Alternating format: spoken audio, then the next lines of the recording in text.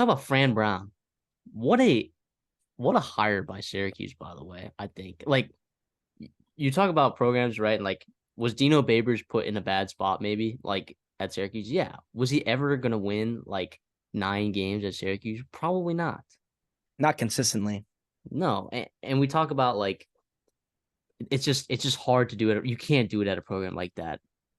The weird thing is though, if you bring in a guy like Fran Brown and you start bringing in talent, like crazy good talent, even at a program like Syracuse, all of a sudden those expectations start shifting pretty hard, I think.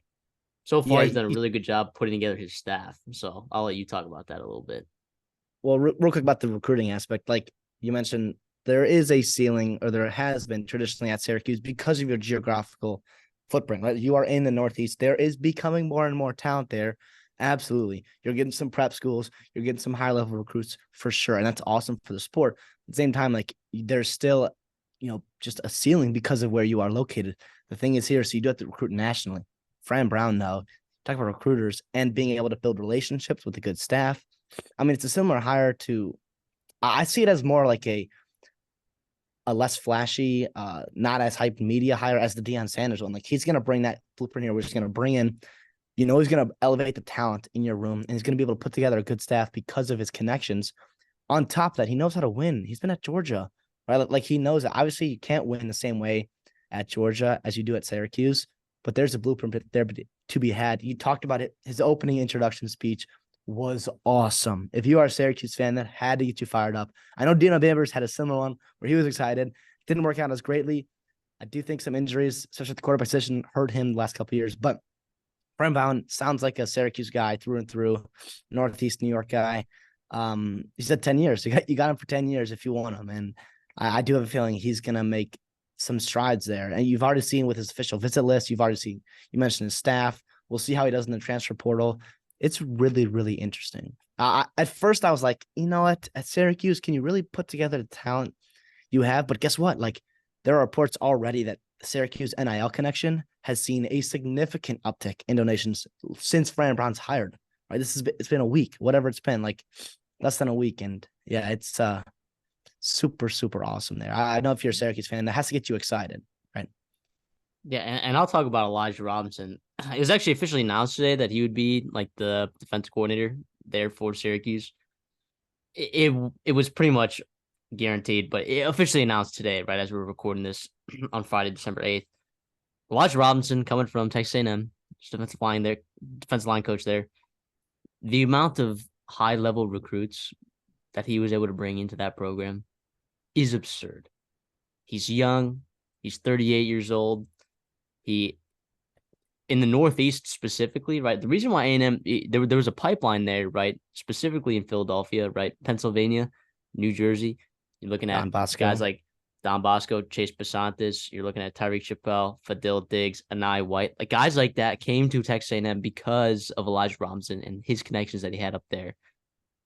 It's so big because, look, you can keep the in-state guys in Syracuse, but if you can recruit Pennsylvania really well and you can recruit New Jersey really, really well at Syracuse, you're going to be successful. And I think Elijah Robinson already having that footprint there is invaluable. Can he call defense? I have no idea. It Well, does scare me. It makes me a little bit nervous. That Mike Elko refused to have him as a defensive coordinator on that we staff. don't. Do you know, was it confirmed that he didn't get a defense coordinator offer, or I know he wanted to keep him on staff. Was it as a D-line coach? It was highest paid positional coach in the country was the offer. So not being offered the DC, it makes me a little bit weird. I think Elijah Robinson can do it though, but it'll be interesting to see what goes on there. Regardless, they're going to bring in the talent though. So it's going to be up to what can they do with it. What can they do with it? I will be honest, it is easier to coach when you do have high level talent coming in for sure. And you talk about Fran Brown, right? Elite recruiter. You talk about Elijah Robinson, elite recruiter. Another guy you got to mention is Nick Williams, right? Another guy that's just continued to recruit super, super well. He's going to be their defensive ends coach, right? Another guy working there in that defensive front. So obviously you're going to have a bunch of talent in there. Nick Williams, a guy, has ties with Fran Brown back when he was at Georgia. Obviously that's his connection there. He spent a year at Colorado, bringing in some talent as well. Super interesting. I think it helps that you have like all three of those guys. Well, more so Fran Brown and Elijah Robinson are defensive guys, right? They've been around really good defensive minds. Mike Elko, Kirby Smart, Dan Lanning, PJ Durkin, if you want to throw them in there. Yeah, great defensive minds, right? So at least like, just because he hadn't had the opportunity to call it a defense doesn't mean he can't. But I think it helps having a bunch of, very level-headed guys there, defensive smart guys, even though they might be known as recruiters, they're still good, high-level defensive coaches and developers. Absolutely. In terms of like, so a lot of times, you come in, and your new coach, there's transfer portal exodus, and to some degree, there are a lot of transfers leaving Syracuse. Okay, probably the biggest one that's leaving is Leon Lowry, right? Who's an edge guy. He committed to Wisconsin. I don't know how good he actually is. Like I didn't watch a ton of Syracuse football to specifically watch Leon Lowry play, but he is the fourth lowest graded player on PFF on that defense. So starters and back, no matter the snap count, he was. I don't know. So I don't think that's going to be a huge loss. I talk about Jeremiah Wilson. He was hurt. I mean, I don't think that's a gigantic loss either. I don't think the guys that they're going to lose in this class are specifically insanely detrimental to the future success of this program. I think they're going to be starting kind of not even at ground zero, just kind of like I think it's just he's going to be starting with Dino Babers' team, but he's going to have the boost of that motive or that momentum that he has in the transfer portal. So this is a team that genuinely haven't looked at their schedule for next year. Like genuinely probably should be a bowl team next year, which is pretty cool to say, right? Now you got to figure out the quarterback position, but genuinely this could be a bowl team right away. And then that's the expectation at Syracuse, right? It's 6-6, 7-5, 5-7, like hanging around that bowl team, right? And if he walks in there and that is already a bowl team, right? And he hasn't even had time to build something, you can only think about what could possibly be. So when I look at this hire, right, in terms of grades, right, because when we give grades, right, we talk about the expectations first, and then we talk about grades. And am I wrong to say that Syracuse is just a bowl team in terms of the expectations? Yes.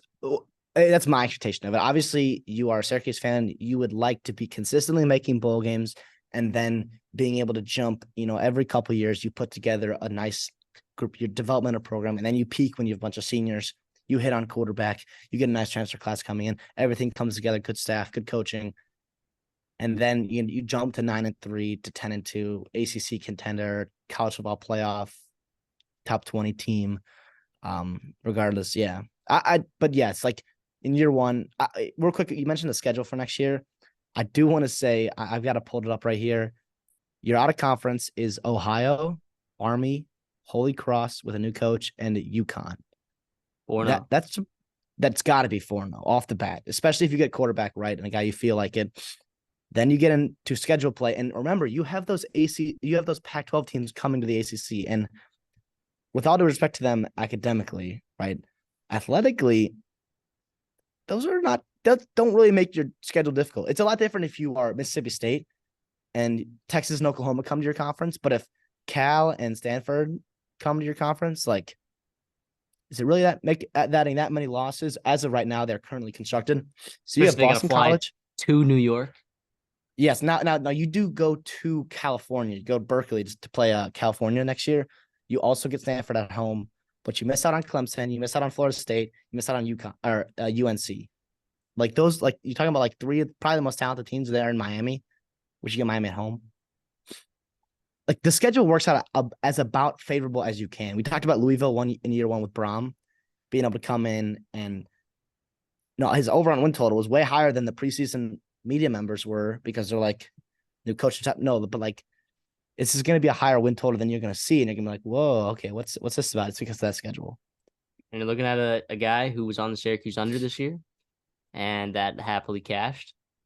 You're also looking at a guy that could be on the over for next year. I'm not gonna lie, we'll see. It's super early, obviously, but The grade that I'm going to give this hire though is an A plus because I think immediately when he steps in, he meets expectations, right?